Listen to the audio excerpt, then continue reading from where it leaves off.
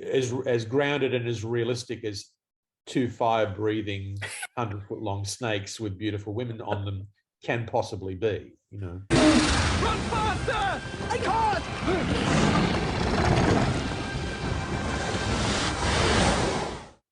Hi everyone, welcome to this new SparkFX 2022 session with me, Ian Fales from Befores and Afters. Today I'm joined by director Alex Proyas. Hi Alex, how are you? Yeah, hi Ian, nice to see you. Great to be with you, Alex, and thank you so much for being part of this non-VFX for VFX track. If people don't know, and I'm sure they do, Alex is the director of such films as The Crow, Dark City, I, Robot, Knowing, and Gods of Egypt, amongst many other projects, including music videos, Alex, which I really hope we can talk about as well a little bit. But I wanted to start by asking you what your first experience with visual effects was, say on music videos or films, or even back into, you know, your early training in Australia. Actually, my first experience with VFX goes right back to when I first picked up a Super 8 camera when I was a kid, you know. I mean, I fell in love at an early point with movies, and I I gravitated towards films that were, you know, in the fantasy science fiction realm. I was also a voracious reader of science fiction literature. And you know, so it was a very organic process to sort of go, well, how do I create these wonderful, magical places that don't exist and characters that don't exist? And like moving to VFX, into the VFX realm was a very organic process, you know. I used to watch films by, you know, like 2001 and Star Wars and all these films and kind of find as much as information as I could about how they were made, you know, and I was really, you know, excited about getting involved with that sort of level of that type of filmmaking, you know.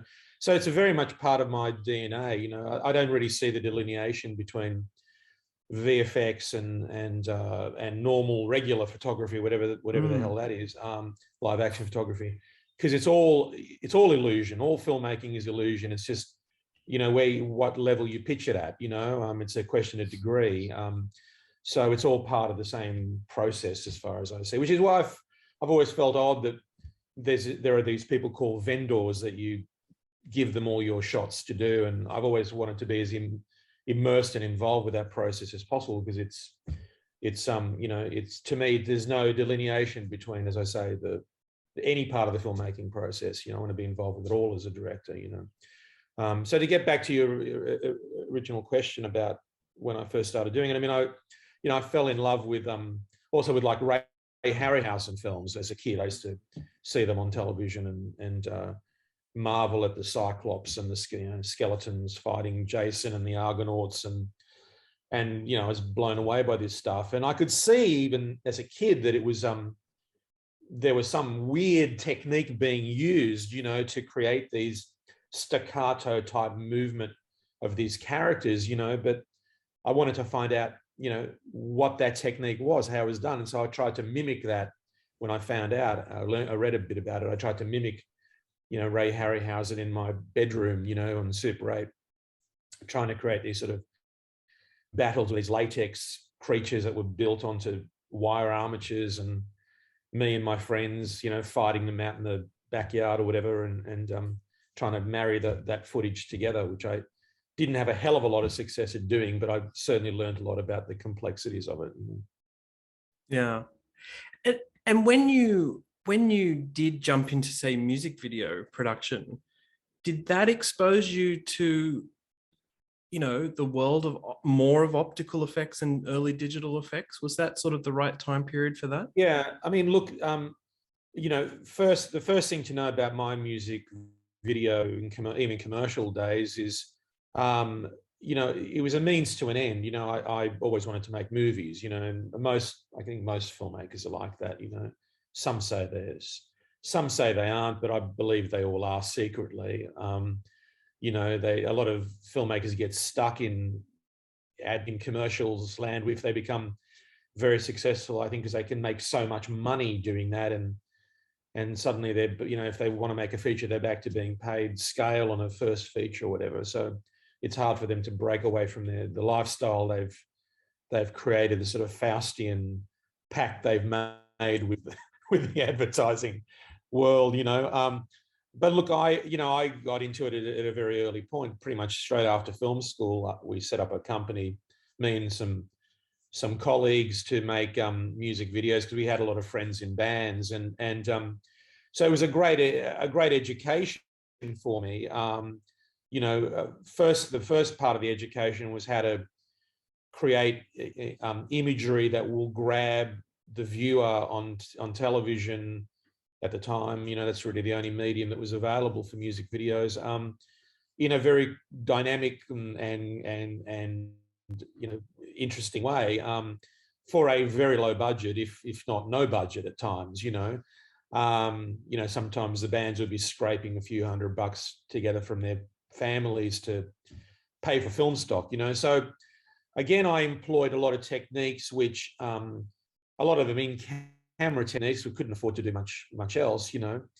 And I learned a lot from those techniques. But again, it was like all, you know, VFX were the organic part of the process. Special effects, I guess they were called, more than visual effects, you know, at the time, which was a way to, again, grab the audience, you know, in some enticing way, you know. And then through the, you know, a few years, short years, seemed long at the time, but fairly short period of time, probably from the early 80s to the mid 80s to the mid to late 80s, you know. I went from being this kind of, you know, guy making stuff, you know, superimposing images on a 16mm camera and rewinding the film and putting more images on top to create a montage, sort of German expressionist kind of technique, which is a visual effect in many ways, to playing with all the latest toys. You know, I remember David Fincher. I was working with a company called Propaganda, and I remember David Fincher, who I knew very well at the time. You know, he came into the office and excitedly told me about a new technique called tracking, where you could actually take one image and track it to another image that they lock together, you know. And he was about to do this video for Rolling Stones, where he made the Rolling Stones these sort of giants, and so, you know, that was fairly late in the piece, but that was kind of the dynamic of me and other filmmakers in that sort of sphere at the time. Is we were all excitedly discovering all these new techniques that have all been adopted, you know, years later in the film world, you know. So music videos and commercials really spearheaded that technological development, sort of on another level. You know, while, you know, Cameron was doing the first CGI with the Terminator and that sort of stuff, and that high-end stuff, you know, the commercials and the videos were kind of developing their own techniques, again using technology and pushing the technology forward. You know, you know, bullet time, which gets you know, the Matrix a lot of kudos, was not invented by the Matrix. It was being used in music videos and commercials many years earlier. You know, in fact, there was very little that was invented by the Matrix, I've got to say. So you know, that sort of showed you the sort of rich development that was taking place in the in that area, in the music video and the commercial world. I feel like, of course, you had to adopt, you know, a visual effects approach in The Crow for tragic circumstances, and it was just such an early foray into such invisible effects. I've just always loved that, you know, you had to solve something, and this collaboration that you could do at the time was such a great way to solve it. Yeah, well, that was definitely born out of dire circumstances and necessity to see how we could finish telling that story, you know. But you know, we were already doing a lot of stuff in The Crow that was quite groundbreaking. I mean, look, coming from commercials, I just assumed in a certain sense that I'd be able to do all this stuff in the pre-digital world in film, you know. And of course, there was very little I could do. Even when I was making Dark City, you know, I had this image of the the buildings growing out of the ground and like these corkscrew and growing up as sort of roots underneath the ground. And we had to use this thing called CGI for the first time, which I wasn't able to use up until that point. We did the work in Sydney. We had to fly in someone from the US just to do that stuff because no one else knew how to do it here at the time. In '96, I think that was something like that. But going back to the Crow, I mean, we were doing stuff. I remember we did some. There are some shots in the Crow that have been done on a Mac Plus or Mac 2 or what something. Right. Very early computer. There's one where he's running across the rooftops, and there's so much rain and stuff that we thought we'd get away with it, and we did. It's just so dark and murky anyway. But I mean, if you go through and you analyze the film, and that was done at like NTSC resolution, for God's sake, Right. Yeah. Remember that particular shot. So yeah, we were already kind of pushing, we pushed the envelope on everything really. And that's what you do, I guess. It's what most filmmakers do. Yeah. I mean, I particularly remember Dark City, seeing that in the cinema and wondering, I mean, I was captivated by the story, Alex, but also wondering how you did those shots. And, later on when I got into visual effects, it was so fascinating learning what D-Film had done there, what you'd done with color grading as well, but also the miniatures work, and to say that this was done in Australia too was pretty fantastic. Yeah, the miniatures for me were, I love miniatures, I still do. And I tried to I did a lot of miniatures work on The Crow, and to the point where I remember Joel Schumacher talking to me. I met him at one stage. I actually went and visited. It's a long story, I won't go into it, but I met him on the set of one of his films at one stage, and he was telling me how much he had been influenced by The Crow and for the look of his Batman films. I think he made one or two, I can't remember now. Yeah. But he talked to me about a car chase which he did, that he said he based on the car chase I did in The Crow, which was substantially miniatures. But he did it with real cars because he could afford to do it with the money. full scale cars, whereas I couldn't. I had to do miniatures because I couldn't afford. Actually, I did miniatures in a car chase in that film because I mean, I love the look of miniatures just as I love the look of Harryhausen's stop motion.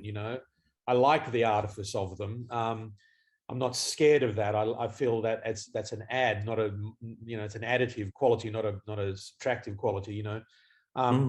But also, I didn't have a long enough. Where we shot The Crow in Wilmington, North Carolina, I didn't have a long enough street to do a proper car chase.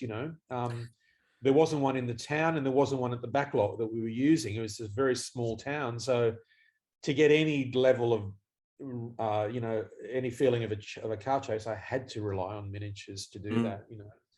And in Dark City, it was more a question of, I mean, at this point in time, CG was not very common, and certainly you would never have considered it to do like cityscapes. Just wouldn't have come into your imagination that you could do that, but now, of course, it seems to be the simplest and easiest way forward. It's really interesting talking about the solutions you had to come up with. In fact, one of the things I wanted to ask you about very specifically are those kind of early conversations you might have with, say, your visual effects supervisor or the VFX team, particularly with regard, Alex, to you saying earlier that you want to be involved in that a lot more. And obviously you have conversations with your costume designer and your production designer in the same way. But sure. I'm kind of curious about the kinds of conversations or early conversations you have with a VFX suit. It's hard to say. It is very much like any other area. It's probably more so for me because, I mean, if I'm talking to a choreographer, I don't know much about dancing, right? I'm not a great dancer. I'll admit. So I'll kind of leave it up to the choreographer to a certain extent. I'll go, this is kind of the emotion that I want, but off you go, do your thing and show me, and I'll let you know if I like it or not.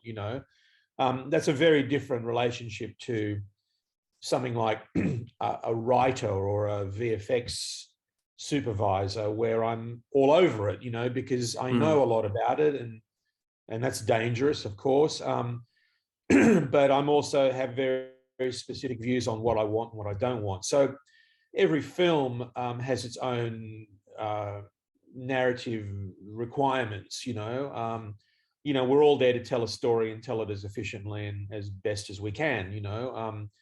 The actors are there for the same reason. Everyone's telling a story, and as a director, I'm there to align everyone to the specific way of telling that story, or the specific story, in some instances, if I've created the story that I want to tell. So VFX is the same. It's a very elaborate process. A lot of the times, it's the nature of the feel of the texture of the world that the film takes place in. Even increasingly now, it's about the characters as well. So it's as I say, it's completely integrated into the process. So I guess, for example, say on iRobot, going back to the early 2000s when that was, can you remember, Alex, the kind of conversations you might have had about, well, how are we going to bring this character to life? Is it some sort of stand-in as you did? Is it on-set motion capture? Can that be a thing yet? Yeah. What were those conversations like? Yeah, I mean, usually I make those decisions up front. I don't really rely on my supervisors to answer those questions, because I'm pretty aware of what you can do and what you can't do, and so the studio wanted me in that instance. The studio were incredibly interfering. It's quite famously so. Tom Rothman and his cronies were a nightmare to work with, all about micromanaging. So they wanted me to go through a process of, do we put guys in suits for the robots, or do we do something else? And I clearly knew there's no way I'm going to put guys in suits.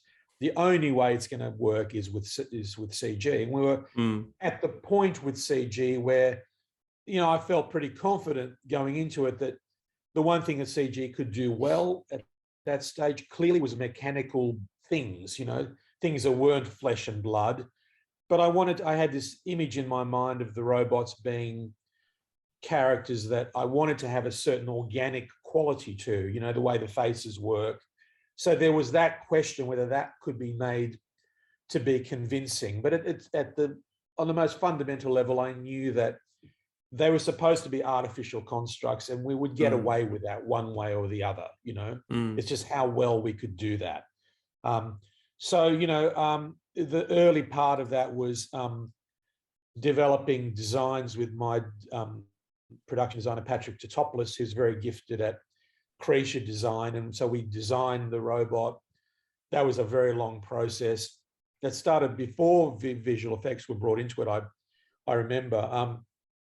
And then John Nelson, who is a very talented VFX supervisor, was brought into the process. And, so it was clear how we were going. We already had very, very good designs of the robot and how we were going to do it.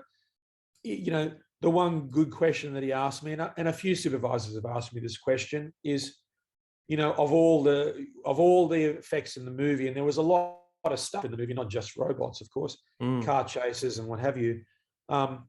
He said, which of these is the most important to you? And I said, of course, it's the character. It's Sonny, and making him completely convincing and making him someone you could identify with and you could emote with as an audience, and that was really the big question mark. I mean, up until that stage, Gollum, I guess, was the closest to that we had, and Gollum was pretty good, but Gollum was a very broad character, his broad kind of performance style actually helped that identification of the character. And he was kind of a villain as well, whereas Sonny is a truly kind of sympathetic character, and you have to learn to love this, really love this character.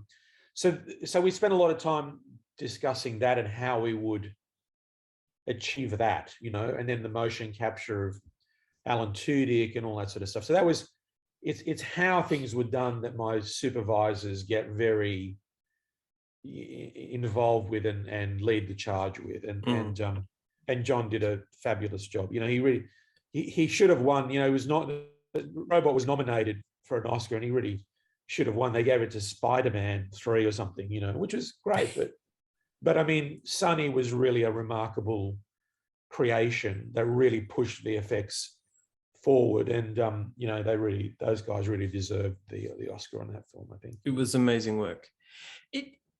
I like hearing you talk about the discussions you have. There's a particular shot in Knowing that I wanted to ask you about in that regard, which is the plane crash. I always felt, Alex, that, you know, the CG of the plane looks great, the visual effects look great. It's the shot design I also love from that crash. And I think sometimes in visual effects, we don't always talk about shot design. We just don't, for some reason, as in stories that I write and things like that. Can you go back to Knowing and talk about that plane crash in particular?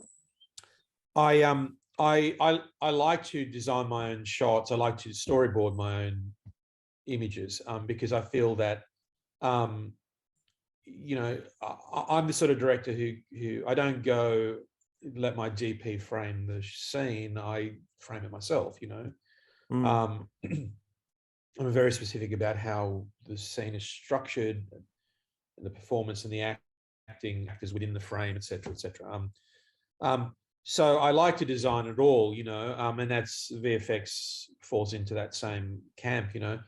Having said that, of course, time pressures are what they are on a big film, and I usually work with an army of illustrators, of storyboard artists, you know, when I'm doing films, because there is no time in the day, and also doing all the other stuff the director has to do. But I often sketch out some ideas. Often I embed things into the script itself to make it very clear. And then if I'm not happy with a storyboarded sequence, I'll change it on the set. I'll redesign it. Something like the plane crash in Knowing, an incredibly complex scene to do, which we only got by the skin of our teeth because we had to lock down a freeway and set up bits of broken planes and people on fire and God knows what else was going on in that one shot, you know. You know, that had to be very specifically designed. But it was more about elements. I don't think we did a previs or storyboard for that. I basically just discussed the elements with everyone. I think I did a mud map to show I want the bit of the broken plane here, and I want the person on fire to run through here, and I want a pile of rubbish here and debris here or whatever. And we sort of worked it out like that, and we you know, then we could work out how we're going to get the shot done, because it was one cameraman had to get the whole thing on the back of a buggy initially, that he steps off from that buggy, you know, yeah, so it was a very complicated thing, and the best way of working something like that out is you know, you basically mud map it all, so you know where everything has to go, and you know where everyone's hiding too. You got to have places for all the pyro guys to hide to set off their charges, and then you've got to work out how long it's going to take to reset the scene when you blow the first take, which we did. Actually, we lost 2 takes, I think, of that for silly reasons. The lens got fogged up, you know, from the rain towers and stuff.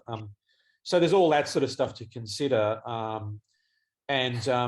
it's very complicated. And then really the VFX kind of has to fit into that. I think we probably had worked out how big the plane was on a lens on a previs to know how wide that first part of the shot had to be framed to get the plane to go.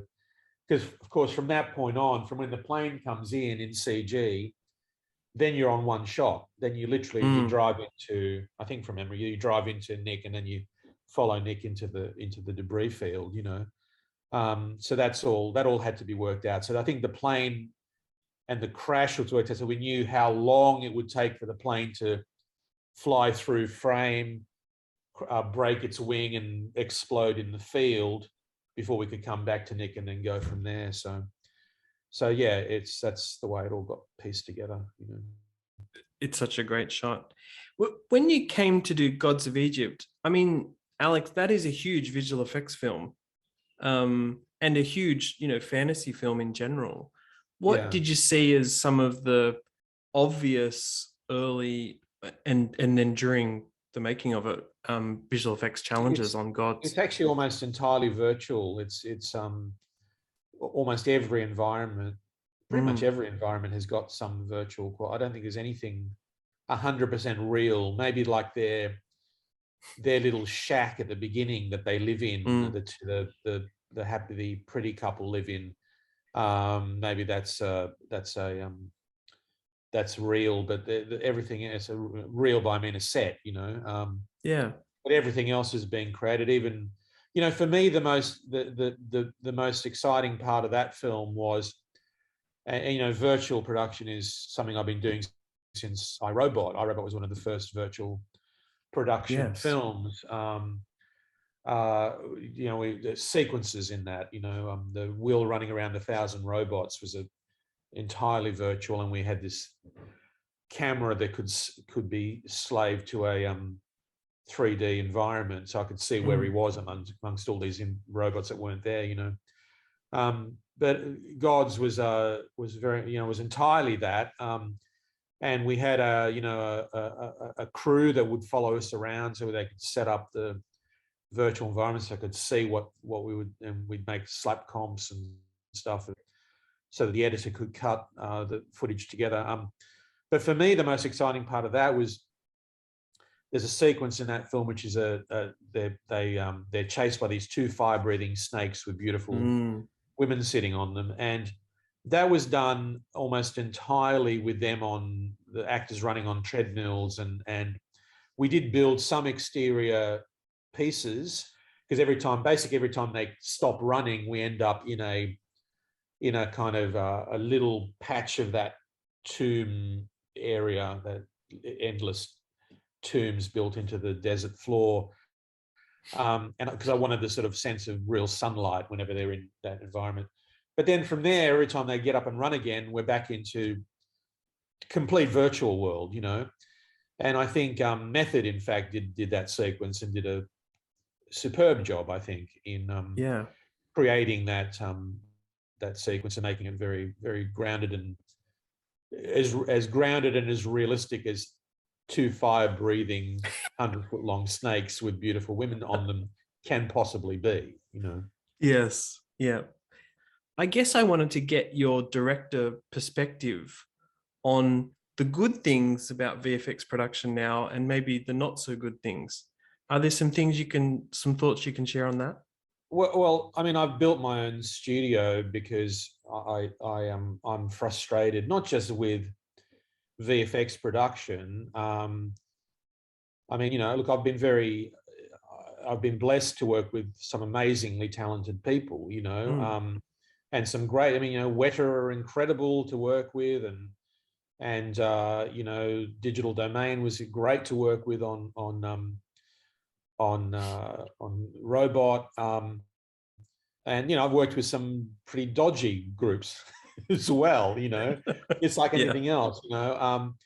But as I said before, I mean, I don't see a delineation between VFX and production. They're the same thing and becoming more and more the same thing. And more to the point, virtual production, is a way to, I think, reinvent the way we make films. The model is broken. It's not just broken in the VFX department, it's broken in every department, right?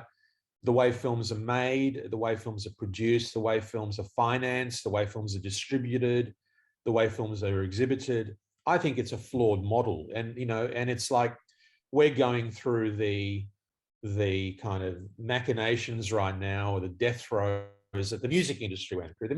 Where the music industry goes, we always follow. It's just a question of data rates, right? I mean, that's just what it is, So, years ago, I became aware of the way the music industry was, due to streaming and what have you, was becoming really difficult for indie bands and indie musicians to survive. It was becoming hard enough for the mainstream bands, the ones that already made it, but I was sensing there wasn't a lot of new artists coming up through the ranks because the industry was conspiring against them. Well, here we are in the film industry in 2022, and I can say exactly the same thing about filmmakers, right? Either you make a Marvel movie, either you get a chance to direct a Marvel movie, for the, I'm talking about the big screen specifically, or you're shit out of luck. Gods of Egypt, you couldn't make that movie. Now, no one would want to finance that movie, an original fantasy film, because sadly, those films, every time they come out, they fail, unless they're based on some successful franchisable IP. So thus the endless remakes, endless sequels, endless franchises, etc. That's all we get, for the big screen. So for me, it became a question of necessity again, born out of necessity. I go, well, how do I continue to make my original, because I do love original film, whether it's based on, an existing novel or something, is neither here nor there to me. I mean, there's an incredible amount of, great science fiction novels that I'd love to turn into films, and I've never been able to get them financed, and certainly now I wouldn't have a hope in hell of getting them financed. So, I had to come up with a new way forward. And for me, virtual production is a way where I can continue to tell my stories, my grand visual, imaginative world stories, but for a budget that would work in with the indie model, whatever the hell that is. And we're reinventing that as well, because that doesn't work either, Yeah.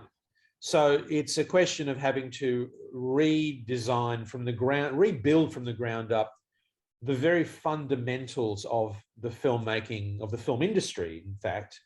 And VFX and virtual production are very much the spine of that, Yeah. for me at least. Yeah. And where is your virtual production outfit and experiments at right now? You're doing that through your company, Heretic Foundation, is that right? Yeah, Heretic Foundation is we set it up maybe a year and a half ago, and touch wood, we're doing extremely well. We're just finishing a feature at the moment, a film called Mercy Road. Not my feature; it's someone else that we're providing virtual production and VFX, we're doing a bunch of other projects. I've made some short films as proof of concept, just to work out our process. One of those films, Mask of the Evil Apparition, is done the festival run, has been received very, very well. Amazing response and awards and et cetera, and we're about to launch that on a new streaming service, which we've also been involved with creating, called Vidiverse. Right. And this is all this is my grand plan to rebuild the whole mechanism from the ground up, and so far my mad plan seems to be working. I want to ask you about Vidiverse in a second, but just in terms of the virtual production side, Alex, what are some of the tools that you're excited about and using? Is it everything from virtual cameras to Unreal Engine and LED walls, or is it you honing in on something? Well, it's our special sauce of all that stuff. That's all we've really spent 18 months, we've probably spent close to 2 years now, trying all this stuff, R&Ding it all, doing proof of concept projects to put it fully tested before we subject any professional people to it. Learning what the best combination of technologies are, So yes, all that stuff comes into play. Unreal Engine to create real-time on-set environments that are of very high quality is definitely part of the process. We're agnostic in terms of LED screen or green screen. I think they both have their pluses and minuses. A lot of the time, you know, as you'll appreciate, walking onto the set on an LED stage, you need to have your environments fully done, right? You know, if you don't want to spend a hell of a lot of money fixing stuff later on and somehow generating new backgrounds, then you got to pretty much nail it, you know. So over a course of a feature, you got to you know, pick your battles basically about which sequences you're going to do LED and which sequences where you go, you know what, we'll never get this environment completely 100% working well on the day, and you know, there's all sorts of other things going on in the frame that chews up, you know, firepower in your computers if there's a lot of movement within the scene, etc. So, you know, you then make the call and go, well, we'll use green screen, you know. So as I say, they each have their place. You know, we use whatever techniques work for the specific scene in a film. You know, there's a commercial, as I mentioned earlier, that we're doing a commercial next week for an agency here in Sydney, and you know, at the end of the day, they went, you know, we could go either way, but the agency decided that green was probably the best way to go because they know their client's going to want to change stuff. You know, that's just the way clients. That's the way clients are. You know, and so green, they can change whatever they want later on. You know, the environment, the whole environment can be changed or altered if necessary. You know. And Vidiverse, Alex, you mentioned it's a new streaming thing that you're part of. Can you tell me more about that? Yeah, well, it's part of the, you know, the multi-pronged attack on the industry, trying to rebuild something that works for filmmakers. You know, I mean, look, it came out of my understanding of how YouTube doesn't really service narrative storytelling films. YouTube is a great place to advertise. It's great for advertisers. It's great for YouTube because they make a hell of a lot of money out of advertising. None of that goes back to the filmmakers, right?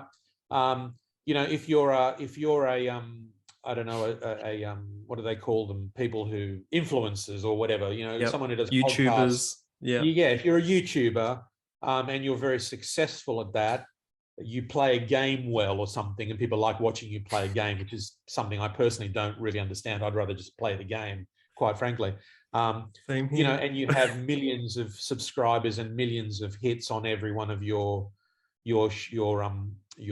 projects, your videos. Then of course you can, you know, there's the famous stories that you become a multi-millionaire, and great for those people, but that doesn't work for filmmakers. You know, filmmakers are lucky if they get one of their short films to be seen by more than a few thousand people, you know.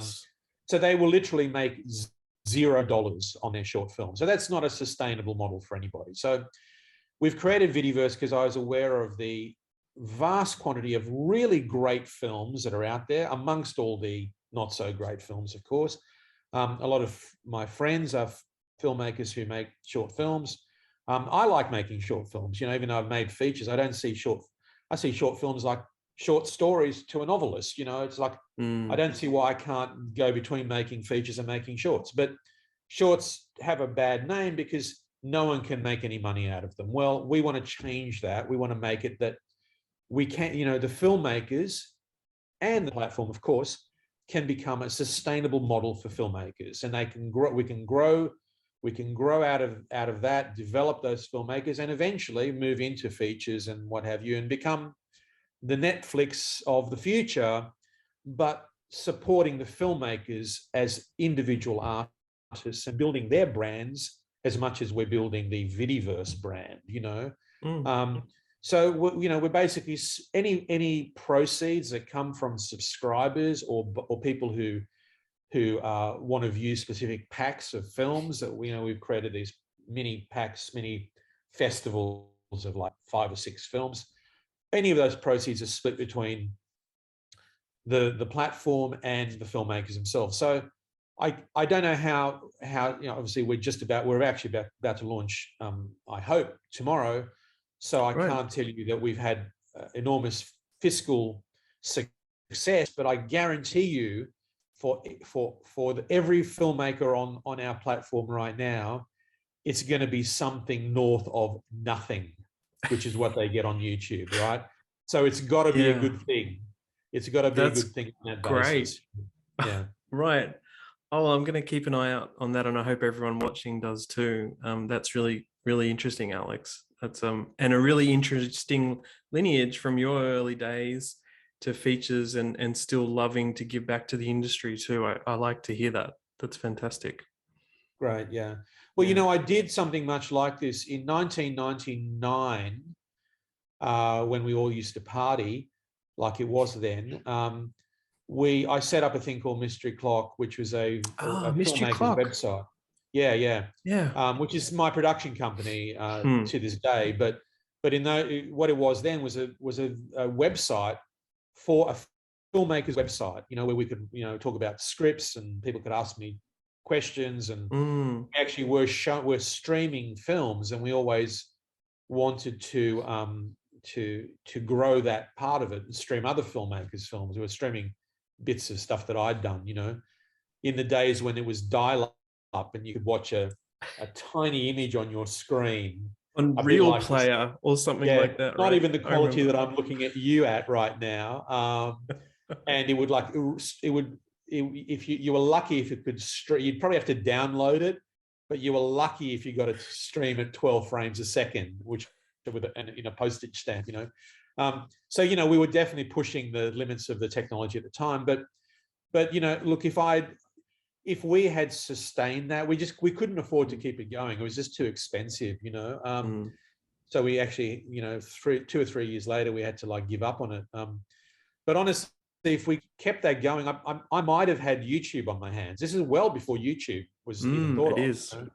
So this is how Yeah. far back my interest in this world comes from. And now, of course, the technology supports, imagery that, I'm lucky I've got a little home theater downstairs, or quite a good size home theater downstairs. And I can stream stuff, at 4K Yeah. on a fairly good sized screen, with a projector. And so I'm like, do we need the big screens anymore? I mean, eventually, maybe not. If that means if the big screens are holding filmmakers back, because don't get me wrong, I love the big screen, but Yes. if that industry is holding us back, if that part of the industry is holding filmmakers back, which it absolutely is right now, then who the hell needs it? Let's do something else. Yeah. It's definitely all changing. Great to hear about all that stuff, Alex. And thank you for talking about your VFX history as well, which has been fascinating. I really appreciate you talking to me. Thanks again. Great. Thank you very much, Ian. And yeah, it was a pleasure. Nice talking to you.